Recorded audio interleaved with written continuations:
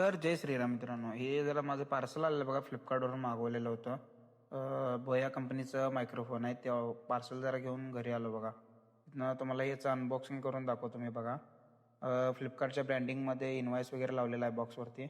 आतल्या बाजूला कंपनी बोया कंपनीचं बॉक्स आहे. बोया BY-V30 म्हणून ह्या माईकचं नाव आहे बघा. हातामध्ये तरी असं प्रीमियम असं वाटत होतं बॉक्स. तरी जरा खोलून बघा म्हटलं, तरी लवकर लवकर काय खुलत नव्हतं. जरा पॅकिंग होतं चांगलंच. ते बाहेर काढतोय तर त्याच्यामध्ये बघा 2 ट्रान्समीटर आणि एक रिसिव्हर आहे. हे मॅन्युअल आहे आणि एक वॉरंटी कार्ड आणि एक ते दुसरा याचं मॅन्युअल आणि एक केस, एक 2 वायर आहेत चार्जसाठी. तर हे बोया कंपनीचं हे बघा रिसिव्हर आहे आणि हे 2 ट्रान्समीटर आहेत बघा.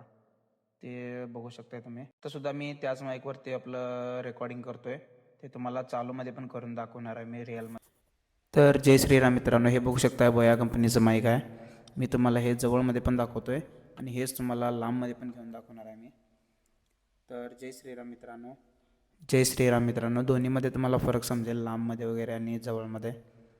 तर व्लॉग कसा वाटला ना, अनबॉक्सिंग कसा वाटला जरा नक्की कमेंट करून सांगा. धन्यवाद.